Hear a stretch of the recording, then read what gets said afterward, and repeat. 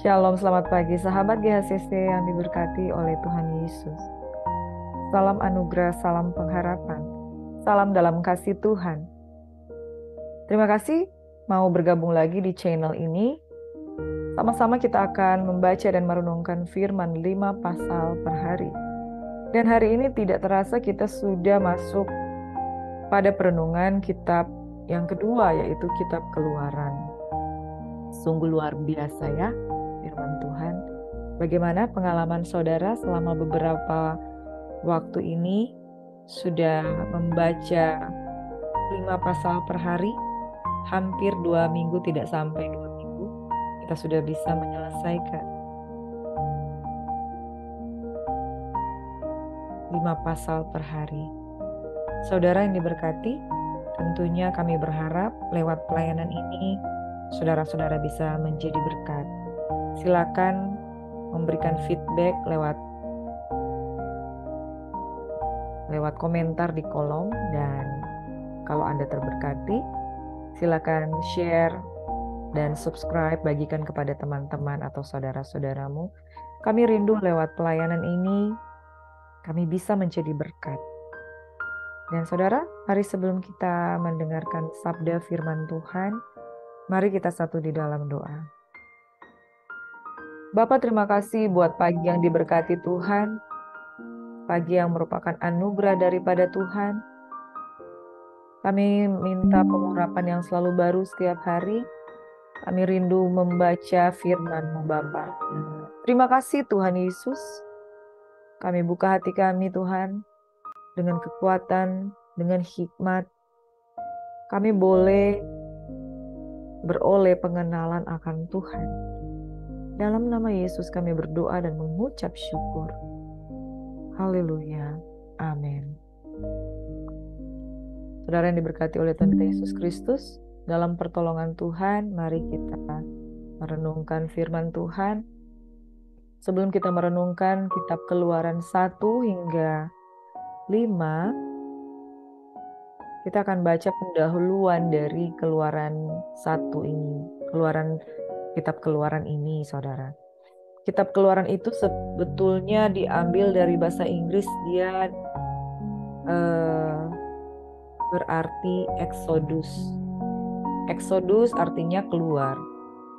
Dia merupakan terjemahan dari Septuaginta, di mana judul aslinya itu bahasa Ibraninya Shemot, yang diambil dari kata pertamanya Ve'ele Shemot, yang artinya adalah inilah nama-nama dari, yang diambil dari kata-kata pertama kitab ini, Ve'ele Shemot. Nah, kitab Keluaran merupakan kitab yang ditulis oleh Musa. Ada banyak tafsiran bahwa kitab ini juga kemungkinan ditulis oleh orang lain. Namun menurut pandangan Alkitab, salah satu bukti paling kuat yang merujuk Musa sebagai penulis kitab Keluaran adalah kesaksian Tuhan Yesus Kristus yang menyebutkan bagian dari Perjanjian Lama sebagai kitab Taurat Musa, yaitu dari Lukas 24 ayat 44. Kitab Keluaran ini dimulai dengan pembebasan umat Israel dari perbudakan di tanah Mesir.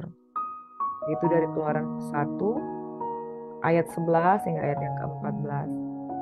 Selanjutnya kemerdekaan yang mereka dapatkan tidak diperoleh dengan mudah, saudara. Namun dengan domba Paskah. Dan domba Paskah itu selalu dianggap sebagai anak domba Allah yang membebaskan orang-orang percaya dari dosa. Nah, saudara yang diberkati, Keluaran 1 hingga 5 kita bacakan hari ini. Saya memberikan judul topiknya adalah Pangeran Mesir menjadi pembebas Israel.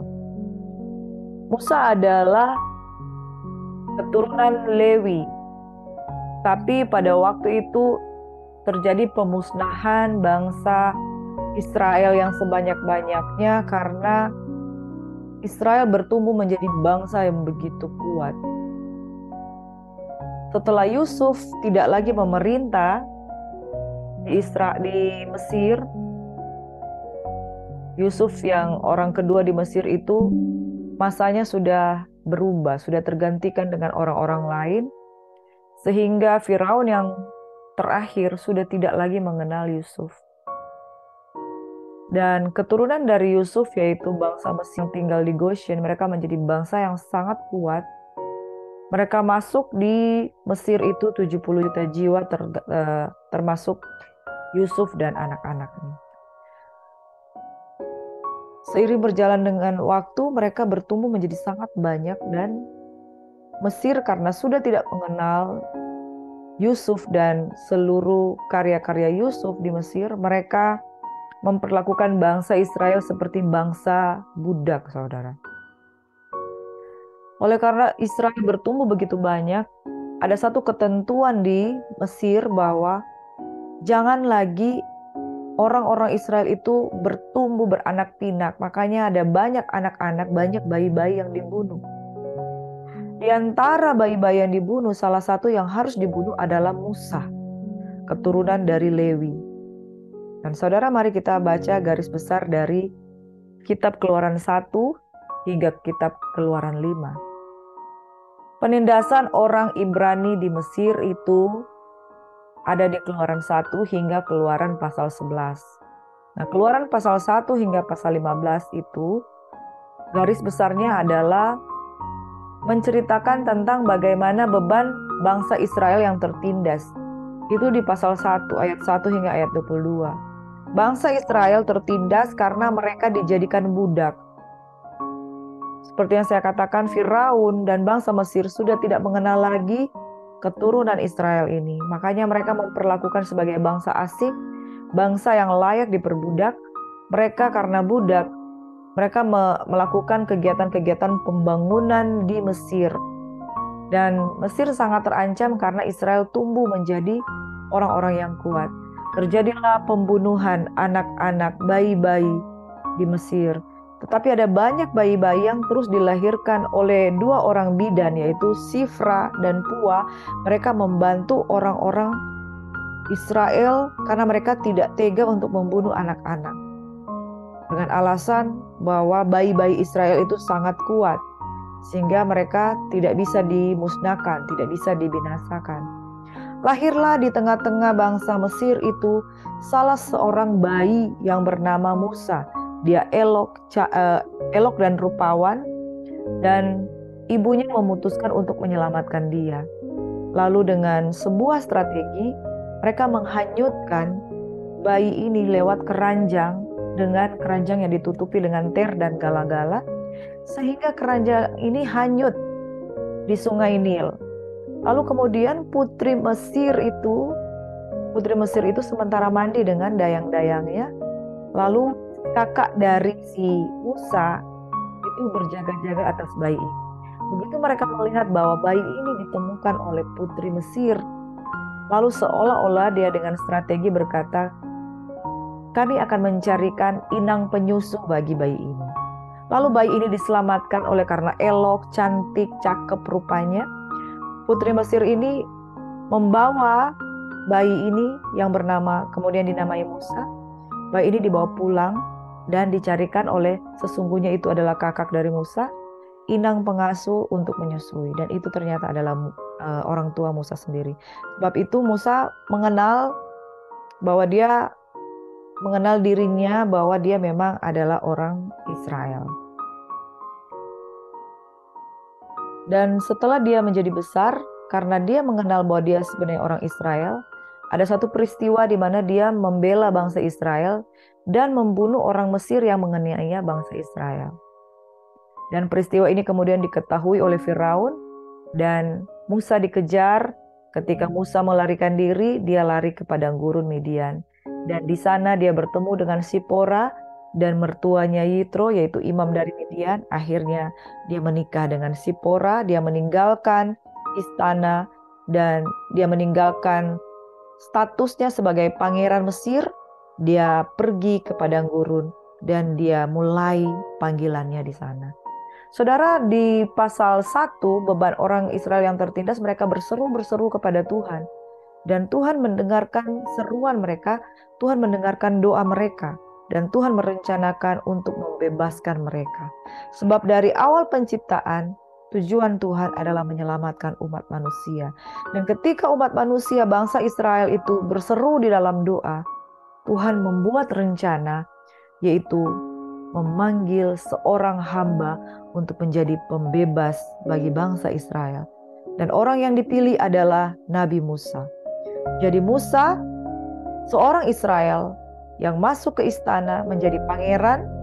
Dari istana dia dipanggil keluar menjadi seorang pembebas bangsa Israel.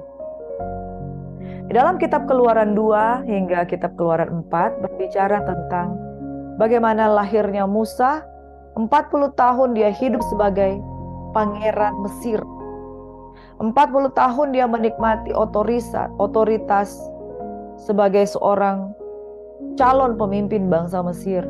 Tetapi dia mengenal siapa dirinya, yaitu dia seorang keturunan Israel. Dan panggilan hatinya itu adalah untuk melayani bangsanya.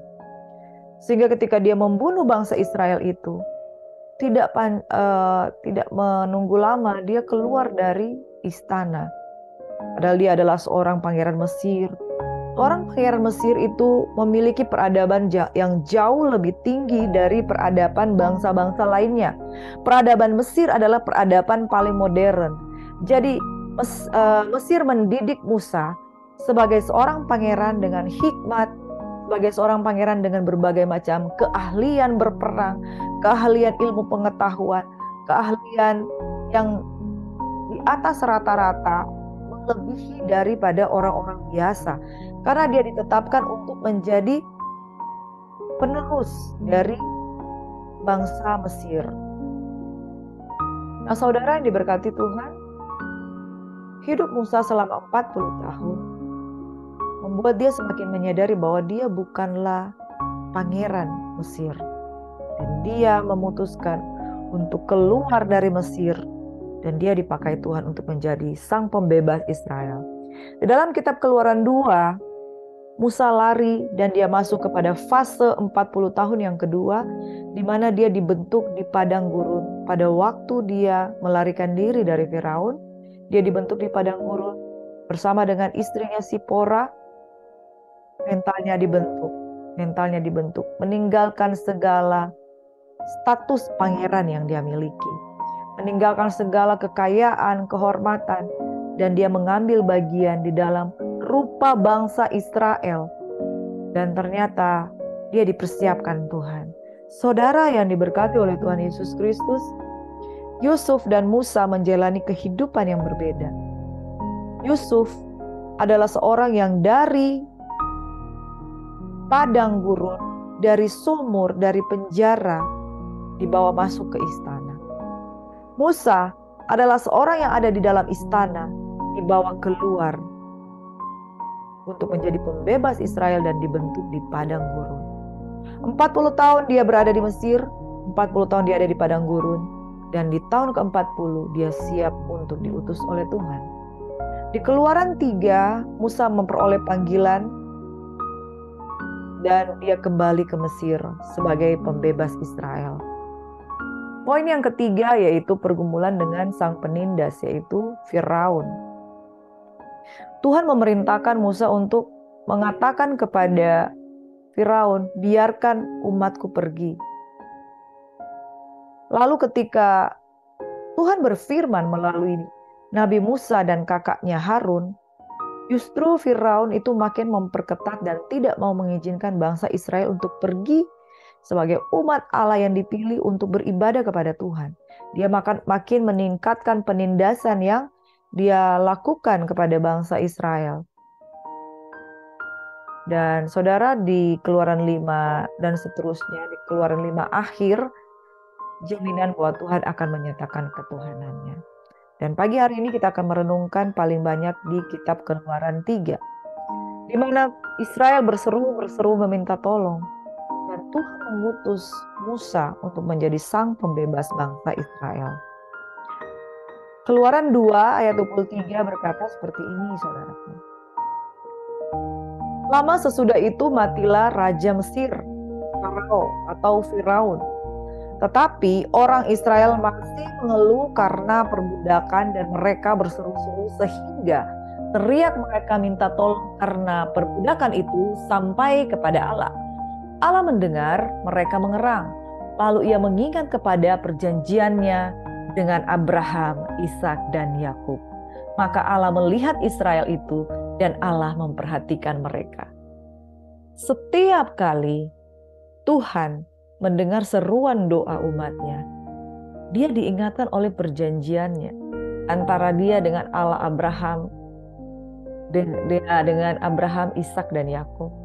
Saudara, perjanjian dengan Tuhan itu sifatnya kekal. Dan setiap kali kita berdoa, jikalau kita mengingatkan janji Tuhan, Dia akan cepat sekali untuk mendengar seruan doa kita. Oleh sebab itu saudara, tips yang paling luar biasa kalau doa kita mau dijawab, ingatkan Tuhan akan janjinya. Janjinya kepada Israel, janjinya kepada umat tebusan di dalam Kristus Yesus. Dia akan segera mengingat dan dia akan segera melakukan apa yang dia janjikan. Tapi itu saudara, orang benar akan hidup oleh iman jikalau kita sungguh-sungguh beriman dan percaya kepada janji-janji Tuhan. Lihat begitu mudahnya Tuhan digerakkan oleh erangan dari bangsa Israel, yaitu ketika ia mengingat kepada perjanjiannya. Tuhan bukan Tuhan yang pelupa, tetapi lewat doa. Doa orang benar bila dengan yakin didoakan sangat besar kuasanya, saudara. Doa itu mengingatkan tentang janji Tuhan. Keluaran 3 ayat 1 hingga 10 berkata, "Adapun Musa, ia biasa menggembalakan kambing domba Yitro mertuanya imam di Midian. Sekali ketika ia menggiring kambing domba itu ke seberang padang gurun, sampailah ia ke gunung Allah, yakni gunung Horeb. Lalu malaikat Tuhan menampakkan diri kepadanya di dalam nyala api yang keluar dari semak duri. Lalu ia melihat dan tampaklah semak duri itu menyala, tetapi tidak dimakan api. Musa berkata, 'Baiklah, aku menyimpang ke sana untuk memeriksa penglihatan yang hebat itu. Mengapakah tidak terbakar semak duri itu?' Ketika dilihat Tuhan bahwa Musa menyimpang untuk memeriksanya, berserulah Allah dari tengah-tengah semak duri itu kepadanya, 'Musa, Musa,' dan ia menjawab, 'Ya Allah.'" Sampai di sini saya akan menerangkan sedikit tentang kata-kata di ayat 2. Lalu malaikat Tuhan menampakkan dirinya kepadanya di dalam nyala api. Saudara, Tuhan tidak pernah menunjukkan wujudnya. Karena Tuhan itu adalah Esa. Dan wujudnya itu manusia tidak akan dapat tahan untuk melihat dia. Mengapa di sini dikatakan malaikat Tuhan? Yaitu Tuhan mengambil rupa, wujud yang bisa ditampakkan, ditunjukkan kepada manusia. Makanya di ayat yang ke-4 dikatakan dilihat Tuhan. Artinya sebutan ini dikatakan dilihat Tuhan, menunjukkan bahwa malaikat Tuhan yang menampakkan diri kepada Musa itu adalah Tuhan sendiri yang mengambil rupa sebagai malaikat Tuhan, dan ini di dalam bahasa teologianya disebut teofani, yaitu Tuhan yang menampakkan dirinya dalam wujud malaikat. Tetapi ini adalah Tuhan itu sendiri, sebab Tuhan tidak dapat berhadap-hadapan muka dengan manusia, karena Tuhan Allah yang sesungguhnya itu tidak bisa di-containing oleh sebuah wujud. Karena dia begitu esa. Akan nampak di Keluaran yang lainnya bahwa Tuhan hanya bisa dapat menunjukkan punggungnya pada waktu itu kepada Nabi Musa, karena dia merupakan pribadi yang sangat dahsyat, luar biasa, kudus dan tidak terhampiri, saudara. Api yang tidak terhampiri. Jadi di sini Tuhan menampakkan dirinya dalam wujud teofani, yaitu Allah yang mengambil rupa malaikat. Dia sanggup untuk mengambil rupa malaikat karena dia adalah pencipta. Ayat 4 ketika dikatakan ketika dilihat Tuhan, artinya yang bertemu dengan Musa itu adalah Tuhan sendiri. Ketika dilihat Tuhan bahwa Musa menyimpang untuk memeriksa semak-semak yang terbakar itu, berserulah Allah dari tengah-tengah semak duri itu kepadanya, Musa, Musa. Dan ia menjawab, ya Allah. Lalu ia berfirman, janganlah datang dekat-dekat. Tanggalkanlah kasutmu dari kakimu. Sebab tempat di mana engkau berdiri itu adalah tanah yang kudus. Saudaraku yang diberkati. Membaca renungan ini, layakkah kita untuk melayani Tuhan? Dia kudus, saudara. Ketika Musa berhadapan dengan penampakan teofaninya Allah, itu nggak bisa main-main. Dia harus melepaskan kasut karena tanah di mana Tuhan menyatakan dirinya itu adalah tanah yang kudus. Itu sebabnya saudara, kalau kita menjadi pelayan Tuhan, kita harus membawa kehidupan kita kudus di hadapan Tuhan. Karena kita nggak layak kalau kita tidak menguduskan diri. Ayat 6 dikatakan, lagi ia berfirman, akulah Allah ayahmu, Allah Abraham, Allah Ishak, dan Allah Yakub. Lalu Musa menutup mukanya sebab ia takut memandang Allah. Saudara, Tuhan memperkenalkan dirinya sebagai Allah Abraham, Allah Ishak, Allah Yakub. Dan Tuhan berfirman, aku telah memperhatikan dengan sungguh kesengsaraan umatku di tanah Mesir, dan aku telah mendengar seruan mereka yang disebabkan oleh pengerah-pengerah mereka. Ya, aku mengetahui penderitaan mereka. Sebab aku telah turun untuk melepaskan mereka dari tangan Mesir dan menuntun mereka keluar dari negeri itu ke suatu negeri yang baik dan luas. Suatu negeri yang berlimpah-limpah susu dan madunya. Ke tempat orang Kanaan, orang Het, orang Amori, orang Feris, orang Hewi, dan orang Yebus. Sekarang seruan orang Israel telah sampai kepadaku, juga telah kulihat betapa orang Mesir menindas mereka. Jadi sekarang pergilah, aku mengutus engkau kepada Firaun untuk membawa keluar orang Israel keluar dari Mesir. Dan Tuhan memperkenalkan dirinya sebagai Tuhan. Ketika Musa bertanya tentang aku harus menyebut siapa? Lalu Musa berkata kepada Allah, saya tidak mencatat di situ, tapi Musa menjawab di dalam ayat yang ke-11, siapakah aku ini? Maka aku yang menghadap Firaun dan membawa orang Israel ke Mesir. Lalu firman, bukankah aku akan menyertai engkau? Inilah tanda bagimu bahwa aku yang mengutus engkau. Apabila engkau telah membawa bangsa itu keluar dari Mesir, maka kamu akan beribadah kepada Allah di gunung ini.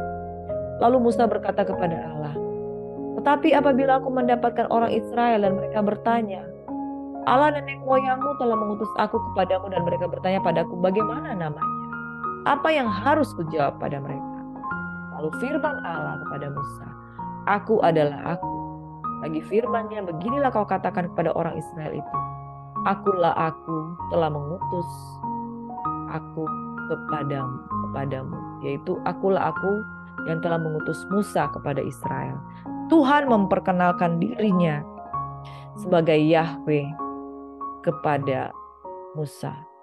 Saudara, seruan Israel meminta tolong dan panggilan Musa sang pembebas bangsa Israel merupakan rencana Tuhan untuk menolong bangsa ini.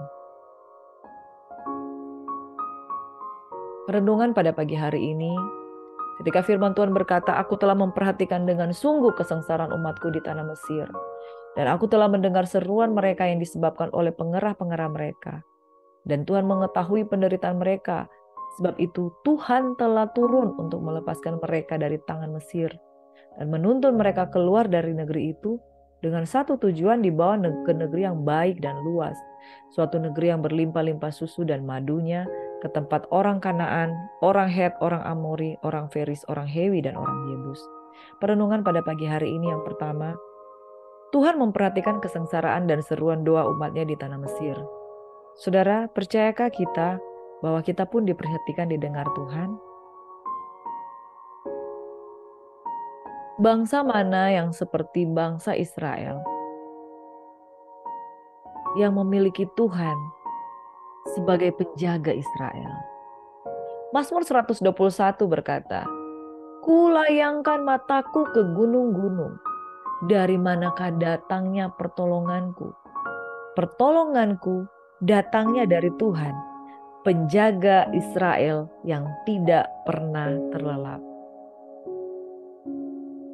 Tahukah saudara bahwa kesesakan, pergumulan, kehidupan yang merasa ditinggalkan, itu Tuhan tahu semuanya.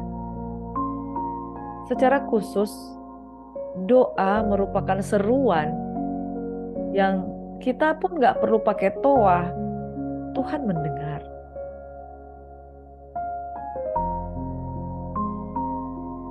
Amin. Ada satu kesaksian dari seorang ibu yang bersaksi di ibadah kaum wanita. Ibu ini anaknya diduga memiliki tumor di telinganya. Dia bersaksi di tengah-tengah kami dan berkata, tumor ini akan dioperasi dan mereka menunggu beberapa tahun untuk anak ini bisa dioperasi. Dan telinga dari anak ini bengkak, saudara. Mungkin seperti kepalan bayi yang umur berapa bulan ya, kepalan bayi dia muncul seperti ini. Dan ketika ibu ini bersaksi, dia katakan, dia memutuskan untuk percaya kepada Tuhan. Dia memutuskan untuk percaya dan berharap sungguh kepada Tuhan. Dan ketika dokter mau mengoperasi anak ini tadinya tidak mau. Tapi dengan doa dari mamanya, dengan dukungan dari mamanya, akhirnya anak ini mau juga untuk dioperasi telinganya. Untuk mengoperasi telinganya ini ada beberapa konsekuensi yang begitu berat. Yang pertama, jika ditemukan tumor ini ganas, itu akan reaktif ketika telah terkena pisau operasi. Dan selanjutnya, kalau bagian daging yang sebesar kepalan bayi itu diangkat, kemungkinan bentuk telinganya itu tidak akan normal atau terpotong seperempat, kurang lebih seperempat. Dan itu diperlukan rekonstruksi atau penambahan bedah plastik sehingga telinga dapat kelihatan normal kembali dengan perkiraan biaya mungkin sekitar 80 juta. Lalu sepakat suami istri dari kedua pasutri ini berdoa untuk anaknya. Khususnya ibu ini ketika dia berdoa, dia memberikan kesaksian ini di tengah-tengah kami. Saya sangat-sangat terharu dan sangat terberkati bahwa iman seorang perempuan yang begitu memiliki cinta kasih kepada putranya, sehingga dengan tangisan mereka mendoakan, mereka berseru kepada Tuhan. Dan luar biasa saudara, memang sesungguhnya doa orang benar bila dengan yakin didoakan sangat besar kuasanya. Proses operasi itu berlangsung menurut dia itu tidak lama. Kemudian dokter keluar dan memberikan keterangan kepada ibu. Ibu, operasinya sudah berhasil. Tapi kami akan mengecek dulu jaringan di telinganya, apakah ada tumor ganas atau tidak. Dan setelah dicek ternyata, puji Tuhan, tidak ditemukan tumor ganas dalam hal ini. Dan hal yang kedua yang berikutnya adalah bahwa dagingnya itu cukup untuk bisa dioperasi kembali dan direkatkan kembali sehingga telinganya itu utuh.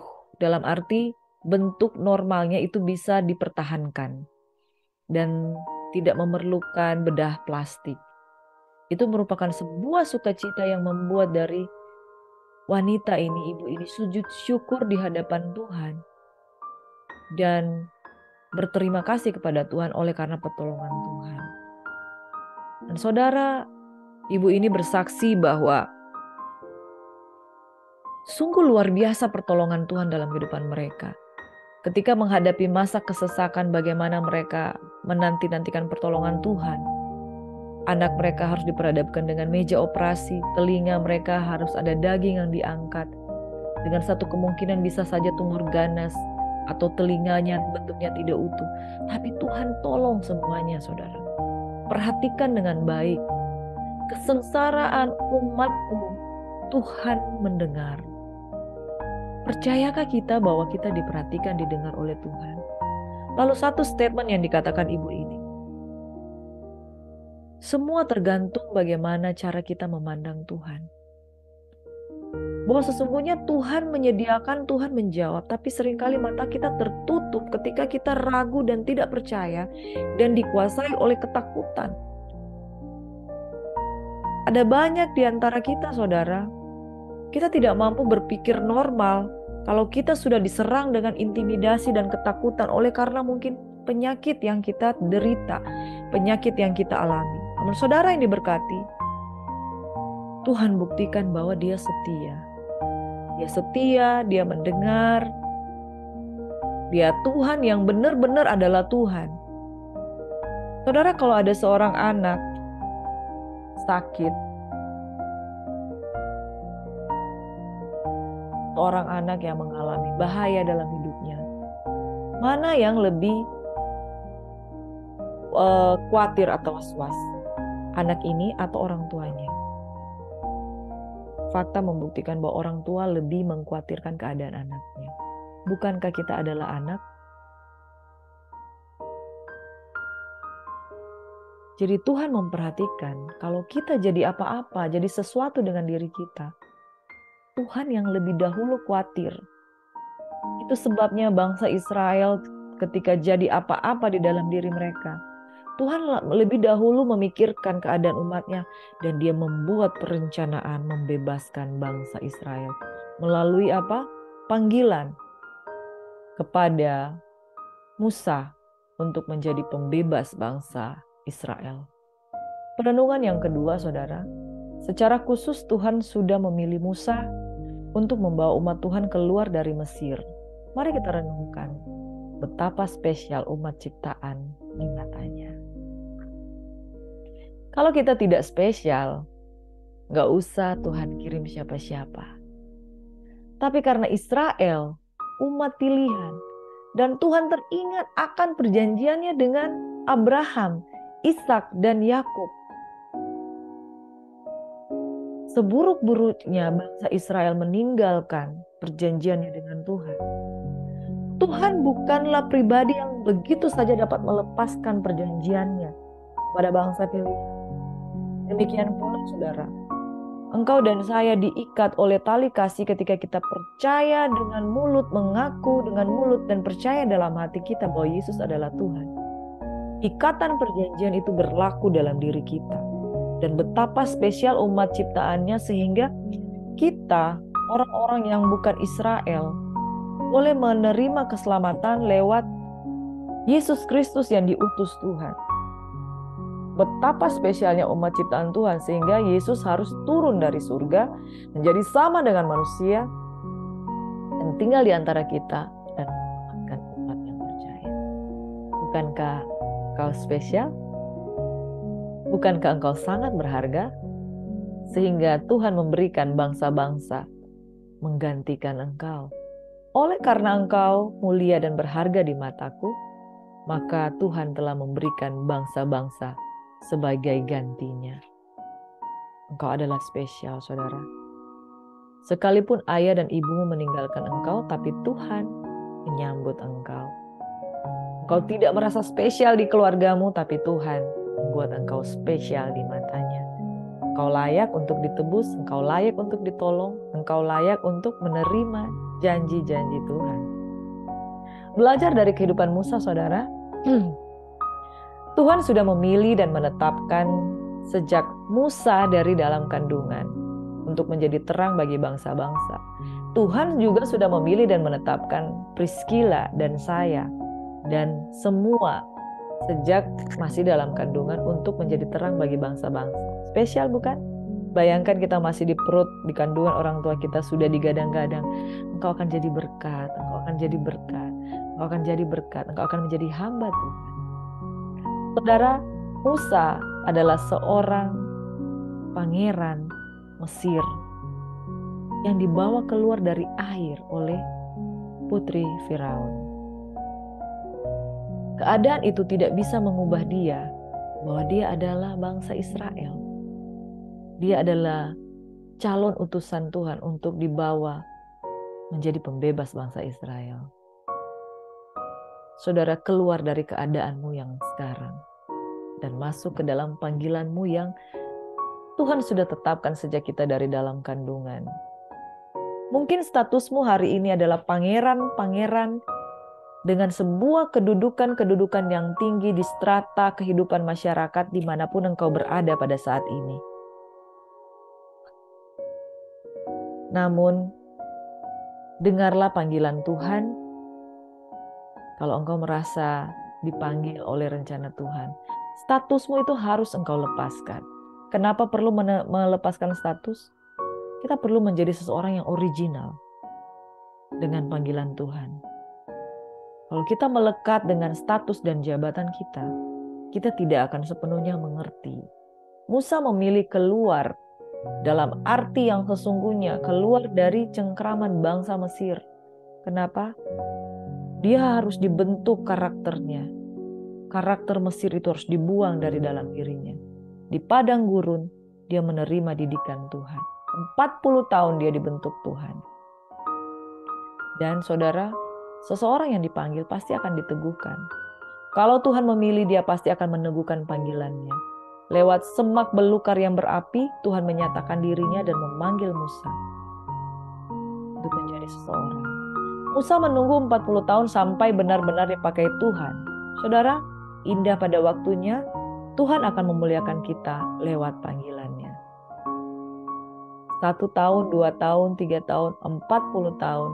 Kalau Tuhan berkenan, maka kehidupan kita akan memuliakan Tuhan pada waktunya. Saya akan tutup dengan Keluaran 4 ayat 10 hingga 12. Lalu kata Musa kepada Tuhan, "Ah Tuhan, aku tidak pandai bicara, dahulu pun tidak, dan sejak Engkau berfirman kepada hamba-Mu pun tidak, sebab aku berat mulut dan berat lidah." Tetapi Tuhan berfirman kepadanya, "Siapakah yang membuat lidah manusia? Siapakah yang membuat orang bisu atau tuli? Membuat orang melihat atau buta? Bukankah aku, yakni Tuhan? Oleh sebab itu, pergilah. Aku akan menyertai lidahmu dan mengajar engkau apa yang harus kau katakan." Saudara, mari kita terus berdoa. Status kita sejak dari dalam kandungan adalah umat yang dikasihi Tuhan. Dan sejak kita keluar dari kandungan ayah dan ibu kita berinteraksi dengan dunia, kita berinteraksi dengan Mesir, kita berinteraksi sampai kita naik dan dipromosikan di Mesir. Tapi perhatikanlah panggilanmu yang sesungguhnya. Jadilah anak-anak kerajaan. Jadilah anak-anak Tuhan. Jadilah hamba-hamba Tuhan yang mau terus dipakai untuk menjadi penyambung lidahnya Tuhan. Seperti apa kita mau dipanggil Tuhan? Setiap orang unik di dalam pandangan Tuhan. Namun jangan katakan aku tidak bisa. Jangan katakan aku tidak mampu. Jangan katakan aku berat mulut dan berat lidah. Siapakah yang menciptakan mulut? Siapakah yang menciptakan mata? Siapakah yang menciptakan tubuh, roh, jiwa, dan pengertian kita? Jangan katakan Tuhan aku gak mampu, Tuhan aku gak bisa. Di dalam Tuhan, pertolongan Tuhan akan memampukan engkau dan menyertai engkau apa yang harus engkau lakukan dan apa yang harus engkau katakan. Saudara, mari kita satu dalam doa. Bapa, kami merenungkan firman Tuhan pagi ini, dahsyat dan luar biasa betapa Engkau Tuhan yang mendengarkan doa. Dan betapa Engkau merancangkan sebuah skenario pembebasan bagi orang-orang yang menaruh pengharapan pada pertolongan Tuhan. Mungkin ada di tengah-tengah kehidupan umat-Mu yang saat ini dengar firman, mereka betul-betul membutuhkan pertolongan. Mungkin mereka terlibat dalam hutang, mereka mengalami PHK, mungkin mereka sedang studi, atau mungkin mereka yang sedang mendengarkan firman adalah orang-orang yang terpuruk dan terikat jatuh dalam dosa. Berserulah kepada Tuhan. Berserulah kepada Tuhan, maka Tuhan akan menjawab engkau. Hari ini engkau bukanlah orang-orang yang ditinggalkan, tapi engkau engkau orang-orang yang menikmati janji Tuhan, asal engkau mau mengambil kesempatan itu, berpegang pada janji Tuhan. Bapa, kami berdoa dalam nama Yesus, berkati tangan-tangan yang terbuka, mereka yang belum menemukan diri mereka di dalam panggilan Tuhan. Bapa, kiranya pertolongan Tuhan buat mereka berani memutuskan untuk menjadi berkat.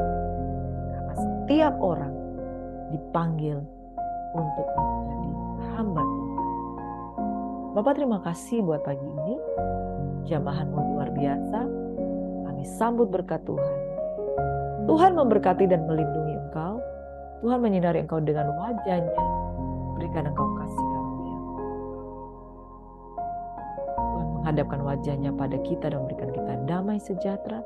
Diberkatilah setiap aktivitas kita pada pagi hari ini di dalam nama Yesus Tuhan. Kami berdoa dan mengucap syukur. Haleluya. Amin. Shalom Bapak Ibu Saudara yang berkati oleh Tuhan kita Yesus Kristus. Selamat beraktivitas, selamat melayani, dan marilah beri hidup kita sungguh-sungguh hanya pada Tuhan. Sahabat GSCC, Tuhan Yesus memberkati kita semuanya. Haleluya. Amin.